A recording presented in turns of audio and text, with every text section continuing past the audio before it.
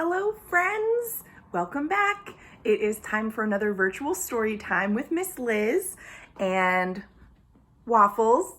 Hi. Today, I chose a book for us. I'm really excited to read to you. This book has been around for over 60 years, and it is all about imagination.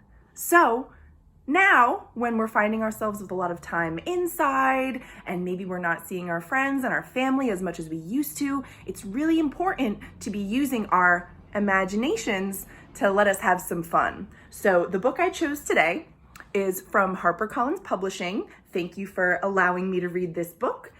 It is called Harold and the Purple Crayon. Some of you might have read this before. Some parents and grandparents may have read this before. We're going to read the story together now and see what's going to happen.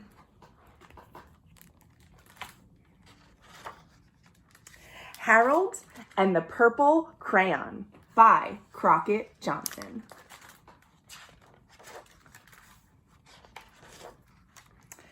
One evening, after thinking it over for a while, Harold decided to go for a walk in the moonlight. See, there's Harold, and there is his purple crayon. He's been doing a lot of drawing. There wasn't any moon, and Harold thought he needed a moon for a walk in the moonlight. So he drew a moon, and he needed something to walk on. So he made a long, straight path so he wouldn't get lost. And he set off on his walk, and he took his big purple crayon with him. But he didn't seem to be getting anywhere on the long, straight path that he'd made. So he left the path for a shortcut across a field, and the moon went with him. The shortcut led right to where Harold thought a forest ought to be. He didn't want to get lost in the woods, though, so he made a very small forest with just one tree. It turned out to be an apple tree. Yum. The apples would be very tasty, Harold thought, when they got red. So he put a frightening dragon under the tree to guard the apples. It was a terribly frightening dragon. Roar! Ooh! It even frightened Harold. He backed away. His hand holding the purple crayon started to shake. And suddenly, he realized what was happening. By then, Harold was over his head in an ocean. Oh no!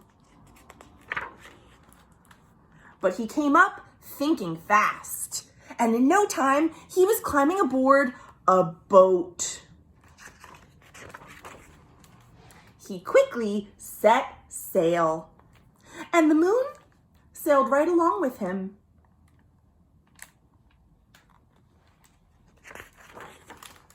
After he had sailed long enough, Harold made land without much trouble. See, he actually made the land.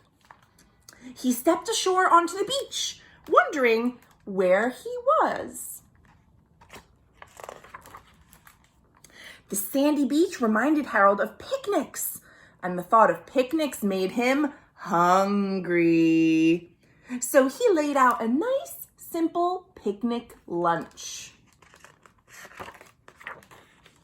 There was nothing but pie. There were all 9 kinds of pie that Harold liked best. 1, 2, 3, 4, 5, 6, 7, 8, 9.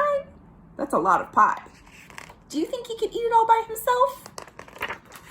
No. When Harold finished his picnic, there was quite a lot left. He hated to see so much delicious pie go to waste. So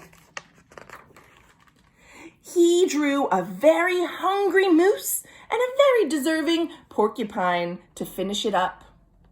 and off he went, looking for a hill to climb to see where he was. Harold knew that the higher up he went, the farther he could see. So he decided to make his hill into a mountain. If he went high enough, he thought, he could see the window of his own bedroom. He was tired, and he felt he ought to be getting to bed. He hoped he could see his bedroom window from the top of the mountain. But as he looked down over the other side, he slipped. Whoa! Oh no! There wasn't any other side of the mountain. He was falling in the thin air. Whoosh!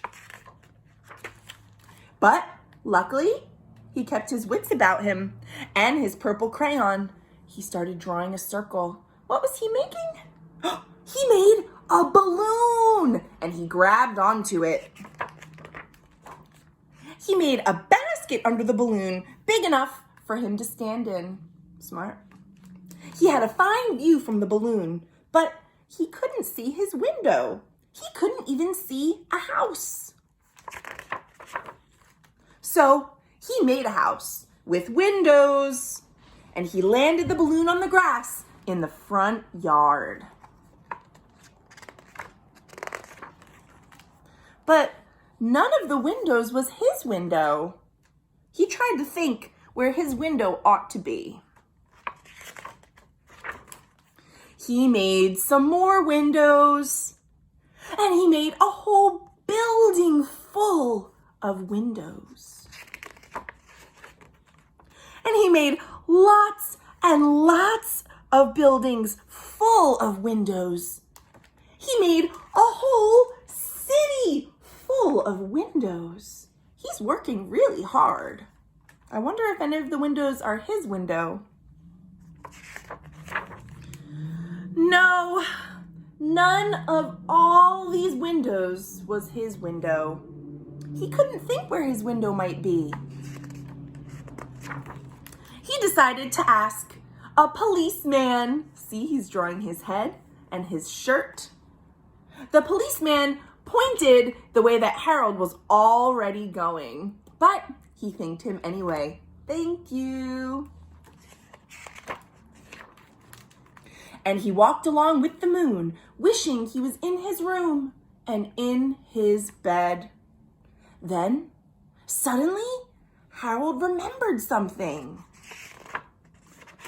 He remembered where his bedroom window was when there was a moon. His window was always right around the moon. So Harold made his window, and then he made his bed, and then he got in his bed and he drew up the covers. The purple crayon dropped onto the floor, and Harold dropped off to sleep.